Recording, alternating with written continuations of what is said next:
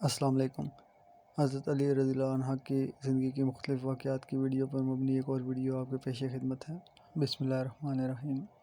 حضرت سیدنا عمر فاروق رضی اللہ عنہ کی امر خلافت کے لیے 6 نامزدگیاں۔ حضرت سیدنا عمر فاروق رضی اللہ عنہ کے وصال کا وقت قریب آیا تو صحابہ اکرام رضی اللہ عنہ کی ایک جماعت نے آپ رضی اللہ عنہ سے خلیفہ کی نامزدگی کا مطالبہ کیا۔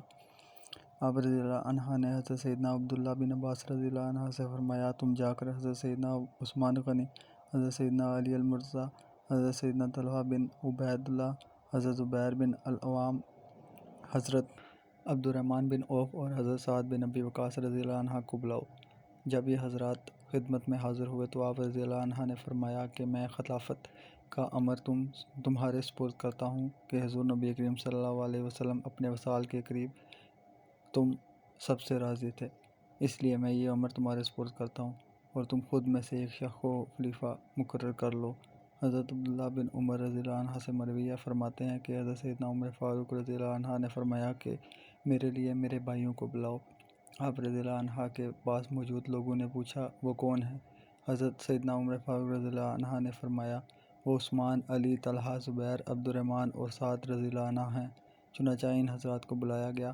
حضرت سیدنا عمر فاروق رضی اللہ عنہ نے فرمایا کہ میں اپنے بعد تم 6 کے علاوہ کسی کو اس امر کے لائق نہیں پاتا، اور جب تک تم میں استقامت ہے لوگوں کا امر بھی استقامت پر رہے گا۔ نیز فرمایا کہ میرے وصال کے بعد ان سب کو ایک کمرے میں بند کر دینا جہاں یہ خود میں سے ایک خلیفہ منتخب کر لیں، اور اگر ان کی رائے برابر ہو جائے تو پھر یہ تمہیں یعنی حضرت عبداللہ بن عمر رضی اللہ عنہ کو رائے بتائیں، اور خلیفہ کے حتمی فیصلہ ہونے تک حضرت صہیب رومی رضی اللہ عنہ امت کی امامت کے فرائض انجام دیں۔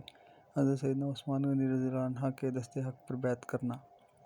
حضرت عمرو بن میمون رضی اللہ عنہ سے مروی ہے، فرماتے ہیں کہ حضرت سیدنا عمر فاروق رضی اللہ عنہ کے وصال کے بعد حضرت سیدنا عثمان غنی، حضرت سیدنا علی المرتضیٰ اور حضرت طلحہ بن عبید اللہ، حضرت زبیر بن العوام، حضرت عبد الرحمن بن عوف اور حضرت سعد بن ابی وقاص رضی اللہ عنہ ایک جگہ جمع ہوئے۔ حضرت عبد الرحمن بن عوف رضی اللہ عنہ نے فرمایا کہ اپنے اس کام کو 3 کے حوالے کر دو۔ چنانچہ حضرت زبیر بن العوام رضی اللہ عنہ نے اپنی رائے حضرت سیدنا علی المرتضیٰ رضی اللہ تعالیٰ عنہ کے حوالے اور حضرت طلحہ بن عبید اللہ رضی اللہ عنہ نے اپنی رائے حضرت سیدنا عثمان غنی رضی اللہ عنہ کے حوالے اور حضرت سعد بن ابی وقاص رضی اللہ عنہ نے اپنی رائے حضرت عبد الرحمن بن عوف رضی اللہ عنہ کے حوالے کر دی۔ حضرت عبد الرحمن بن عوف رضی اللہ عنہ نے یہ دیکھا تو فرمایا کہ میں خود کو اس امر سے دستبردار کرتا ہوں۔ پھر حضرت عبد الرحمن بن عوف رضی اللہ عنہ نے حضرت سیدنا علی المرتضیٰ رضی اللہ عنہ کا ہاتھ پکڑا اور انہیں ایک طرف لے گئے اور کہا کہ اگر آپ رضی اللہ عنہ کو خلیفہ مقرر کیا جائے تو کیا آپ رضی اللہ عنہ انصاف سے کام لیں گے، اور اگر سیدنا عثمان غنی رضی اللہ عنہ کو خلیفہ مقرر کیا جائے تو ان کی اطاعت کریں گے؟ حضرت سیدنا علی المرتضیٰ رضی اللہ عنہ نے فرمایا ہاں۔ اس کے بعد حضرت عبد الرحمن بن عوف رضی اللہ عنہ نے حضرت سیدنا عثمان غنی رضی اللہ عنہ کا ہاتھ تھاما اور ان کو ایک طرف لے گئے اور کہا کہ اگر آپ رضی اللہ عنہ کو خلیفہ مقرر کیا جائے تو کیا انصاف سے کام لیں گے، اور اگر حضرت سیدنا علی المرتضیٰ رضی اللہ تعالیٰ عنہ کو خلیفہ مقرر کیا جائے تو کیا آپ رضی اللہ عنہ ان کی اطاعت کریں گے؟ حضرت سیدنا عثمان غنی رضی اللہ عنہ نے فرمایا ہاں۔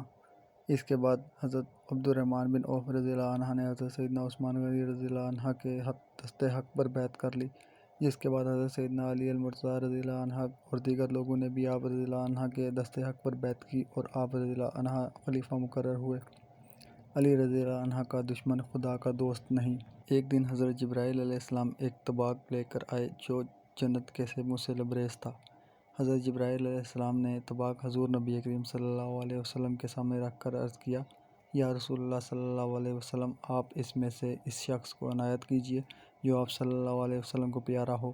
یہ طباق ایک نورانی خوان پوشش سے ڈھکا ہوا تھا۔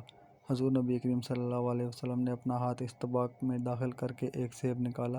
دیکھتے کیا ہے کہ اس کی ایک جانب لکھا ہوا تھا، یہ خدا کا تحفہ ہے ابوبکر صدیق رضی اللہ عنہ کے لیے، اور اس کی دوسری جانب یہ عبارت لکھی تھی، ابوبکر صدیق رضی اللہ عنہ سے بغض رکھنے والا بے دین ہے۔ پھر حضور نبی کریم صلی اللہ علیہ وسلم نے دوسرا سیب اٹھایا۔ اس کے ایک طرف تو یہ لکھا تھا، یہ خدا وہاب کا تحفہ ہے عمر بن خطاب رضی اللہ عنہ کے لیے، اور دوسری جانب یہ لکھا تھا، عمر بن خطاب رضی اللہ عنہ کا دشمن جہنمی ہے۔ پھر حضور نبی کریم صلی اللہ علیہ وسلم نے تیسرا سیب اٹھایا، جس کے ایک جانب یہ لکھا تھا، یہ خدا منان و حنان کا تحفہ ہے عثمان بن عفان رضی اللہ تعالیٰ عنہ کے لیے، اور دوسری طرف یہ لکھا تھا، عثمان رضی اللہ عنہ کا دشمن رحمان کا دشمن ہے۔ پھر حضور نبی کریم صلی اللہ علیہ وسلم نے طباق میں سے چوتھا سیب اٹھایا جس کے ایک جانب لکھا تھا یہ خدائے غالب کا تحفہ ہے علی بن ابی طالب رضی اللہ عنہ کے لیے، اور دوسری جانب لکھا تھا علی رضی اللہ عنہ کا دشمن خدا کا دوست نہیں۔ حضور نبی کریم صلی اللہ علیہ وسلم نے ان عبارات کو پڑھ کر اللہ تعالیٰ کی بے حد حمد و ثنا بیان فرمائی۔ سیدنا عثمان رضی اللہ عنہ کی شان میں گستاخی کرنے والے کو جواب۔ ابو اسحاق رضی اللہ عنہ کی روایت ہے، ایک شخص نے حضرت سیدنا علی المرتضیٰ رضی اللہ عنہ کے سامنے کہا کہ حضرت سیدنا عثمان غنی رضی اللہ عنہ معاذ اللہ جہنمی ہیں۔ حضرت سیدنا علی المرتضیٰ رضی اللہ عنہ نے فرمایا کہ تجھے کیسے معلوم ہوا؟ اس شخص نے کہا انہوں نے نئی بات ایجاد کی ہے۔ حضرت سیدنا علی المرتضیٰ رضی اللہ عنہ نے فرمایا کہ اگر تیری کوئی بیٹی ہو تو کیا تو اس کی شادی بغیر مشورہ کے کرے گا؟ اس شخص نے کہا ہرگز نہیں۔ حضرت سیدنا علی المرتضیٰ رضی اللہ عنہ نے فرمایا تو کیا تیری رائے حضور نبی کریم صلی اللہ علیہ وسلم کی رائے جو انہوں نے اپنی 2 بیٹیوں کے بارے میں کی اس سے بہتر ہو سکتی ہے؟ تو مجھے حضور نبی کریم صلی اللہ علیہ وسلم کی یہ بات بھی بتا کہ حضور نبی کریم صلی اللہ علیہ وسلم جب کسی کام کا ارادہ فرماتے تھے تو اللہ تعالیٰ سے استخارہ کرتے تھے یا نہیں؟ اس شخص نے کہا کہ حضور نبی کریم صلی اللہ علیہ وسلم استخارہ کرتے تھے۔ حضرت سیدنا علی المرتضیٰ رضی اللہ عنہ نے فرمایا کیا اللہ تعالیٰ نے آپ صلی اللہ علیہ وسلم کو خیر کی رائے دی یا نہیں؟ اس شخص نے کہا بے شک اللہ تعالیٰ نے حضور نبی کریم صلی اللہ علیہ وسلم کو خیر کی رائے دی۔ حضرت سیدنا علی المرتضیٰ رضی اللہ عنہ نے فرمایا تو پھر تو مجھے بتا کہ کیا اللہ تعالیٰ کی رائے حضور نبی کریم صلی اللہ علیہ وسلم کی دونوں بیٹیوں کی شادی کے معاملے میں درست نہ تھی؟ اور اگر تو نے کبھی دوبارہ حضرت سیدنا عثمان غنی رضی اللہ عنہ کی شان میں ایسے الفاظ استعمال کیے تو میں تیری گردن اڑا دوں گا۔ ریشم مسلمانوں کے لیے حرام ہے۔ حضرت سعید بن سفیان رضی اللہ عنہ فرماتے ہیں کہ میرے بھائی کا انتقال ہوا تو اس نے وصیت کی کہ رائے خدا میں 100 دینار صدقہ کرنا۔ میں حضرت سیدنا عثمان غنی رضی اللہ عنہ کی خدمت میں حاضر ہوا اور اس وقت آپ رضی اللہ عنہ کے پاس ایک شخص تشریف فرما تھے۔ میں نے قبا زیب تن کر رکھی تھی جس کا گریبان اور کالر ریشم کی کناری کا تھا۔ اس شخص نے میری قبا کو پھاڑنے کے لیے کھینچا۔ آپ رضی اللہ عنہ نے اس شخص سے کہا کہ تم اسے چھوڑ دو، چنانچہ انہوں نے مجھے چھوڑ دیا۔ پھر آپ رضی اللہ عنہ نے فرمایا تم لوگوں نے دنیا میں ریشم استعمال کر کے جلد بازی کا مظاہرہ کیا۔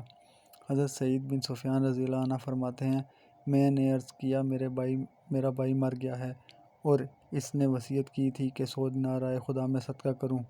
حضرت سیدنا عثمان غنی رضی اللہ عنہ نے فرمایا کہ اگر تم مجھ سے پہلے کسی سے اس کے متعلق دریافت کرتے اور وہ ایسا جواب نہ دیتا جو میں تمہیں دوں گا تو میں تمہاری گردن اڑا دیتا کہ تم نے اس جاہل سے ایسا سوال کیوں پوچھا۔ اللہ تعالیٰ نے ہمیں اسلام قبول کرنے کا کہا اور ہم نے اسلام قبول کیا، اور اللہ تعالیٰ کا شکر ہے کہ ہم مسلمان ہیں۔ اور پھر اللہ تعالیٰ نے ہمیں ہجرت کا حکم دیا تو ہم نے ہجرت کی اور ہم مہاجر ہوئے۔ پھر اللہ تعالیٰ نے ہمیں جہاد کا حکم دیا اور ہم مجاہد کہلائے۔ تم اہل شام کے مجاہد ہو، تم سے 100 دینار اپنے گھر والوں پر خرچ کرو اور 100 دینار کا گوشت خریدو اور تم اسے کھاؤ اور تمہارے گھر والے بھی اسے کھائیں۔ اللہ تعالیٰ ایسا کرنے پر تمہارے نامہ اعمال میں 700 درہم کا ثواب لکھے گا اور ضرورت کے وقت گھر والوں پر خرچ کرنے سے صدقے کا ثواب ملتا ہے جبکہ اسراف پر پکڑ ہوتی ہے۔ حضرت سعید بن سفیان رضی اللہ عنہ فرماتے ہیں کہ میں جب حضرت سیدنا عثمان غنی رضی اللہ عنہ کے پاس سے واپس لوٹا تو میں نے لوگوں سے دریافت کیا کہ وہ شخص کون تھا جس نے میری قبا کھینچی تھی۔ لوگوں نے بتایا وہ حضرت سیدنا علی رضی اللہ عنہ تھے۔ حضرت سعید بن سفیان رضی اللہ عنہ فرماتے ہیں کہ میں حضرت سیدنا علی المرتضیٰ رضی اللہ تعالیٰ عنہ کے گھر گیا اور عرض کیا آپ رضی اللہ عنہ نے مجھ میں ایسا کیا دیکھا؟ آپ رضی اللہ عنہ نے فرمایا کہ میں نے حضور نبی کریم صلی اللہ علیہ وسلم سے سنا ہے کہ عنقریب میری امت عورتوں کی شرمگاہوں کو اور ریشم کو حلال جانے گی، اور یہ پہلا ریشم ہے جو میں نے کسی مسلمان پر دیکھا۔ حضرت سعید بن سفیان رضی اللہ عنہ فرماتے ہیں میں نے حضرت سیدنا علی المرتضیٰ رضی اللہ عنہ کی بات سنی تو واپس آ کر اپنی قبا فروخت کر دی۔ دوستو اگر ویڈیو پسند آئے تو لائک اور شیئر کر دیجیے گا اور کمنٹ باکس میں کمنٹ کر کے ضرور بتائیے گا۔ اس کے علاوہ چینل کو سبسکرائب کر لیں اور بیل آئیکن کے بٹن کو بھی دبا لیں تاکہ آنے والی ویڈیو نئی آپ کو ضرور مل سکے۔